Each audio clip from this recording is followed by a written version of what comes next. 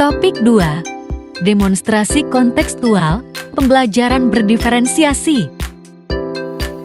Sebelum memulai materi, yuk kenalan dulu dengan anggota kelompok 1. Ada Arif Nurhalis, Handita Pramasiwi, Rahma Faradiana, Ristia Aulia Hasanah, Sinta Pandu Wijayanti, dan Walasih Barlian Nur Putri. Apa itu pembelajaran berdiferensiasi?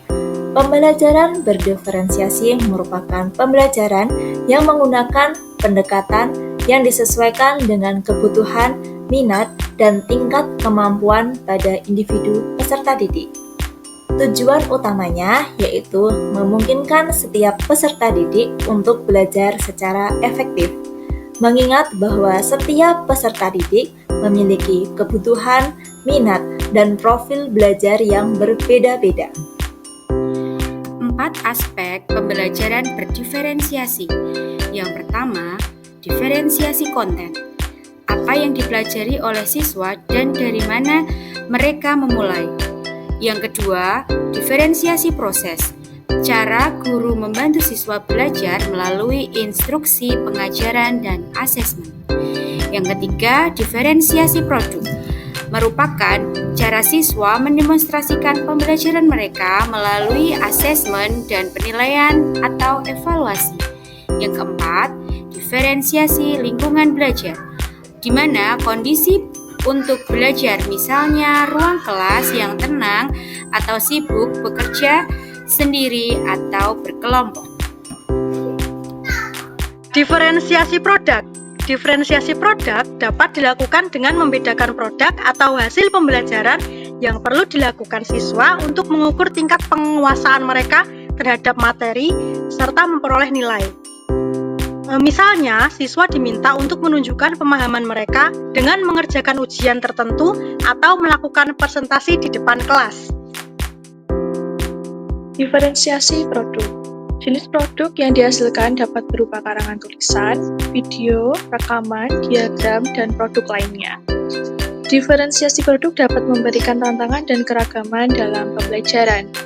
Diferensiasi produk dapat memberikan kesempatan pada peserta didik untuk berekspresi sesuai yang diinginkan.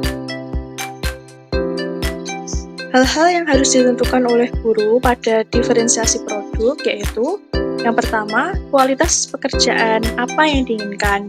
2, konten apa yang harus ada pada produk. 3, bagaimana cara mengerjakannya. Dan yang keempat, yaitu sifat dari produk akhir apa yang diharapkan. Implementasi pembelajaran berdiferensiasi produk. 1. Menentukan tujuan pembelajaran. 2. Mendiagnosis kebutuhan peserta didik sesuai dengan tujuan pembelajaran. 3. Menentukan jenis penugasan individu atau kelompok. 4. Menentukan jenis produk berdasarkan tujuan pembelajaran dan hasil diagnosis kebutuhan peserta didik. Visual atau peta konsep, audio atau presentasi, audio visual atau video presentasi, serta simulasi. 5. Menentukan alat evaluasi yang sesuai dengan produk yang dibuat. Selanjutnya berkaitan dengan contoh implementasi diferensiasi produk, di mana pada pembelajaran, guru membagi siswa dalam beberapa kelompok berdasarkan hobinya untuk dapat merancang dan membuat produk yang berbeda-beda berkaitan dengan materi sel makhluk hidup, sehingga dapat menghasilkan beberapa produk yang meliputi cerita tentang sel, lagu tentang sel, kemudian gambar struktur sel hewan dan tumbuhan, serta replika sel hewan dan tumbuhan. Selanjutnya, contoh implementasi diferensiasi produk yang kedua, di mana pada jurnal implementasi pembelajaran berdiferensiasi dalam meningkatkan aktivitas belajar siswa pada kelas tinggi di Sekolah Dasar Negeri 10 Pangkal Pinang oleh Lestari pada tahun 2023, menunjukkan bahwa hasil wawancara dalam pembelajaran agama menghasilkan produk sebagai berikut.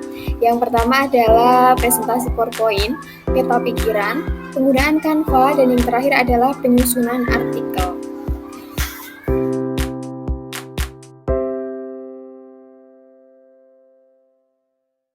Terima kasih, sampai jumpa lagi.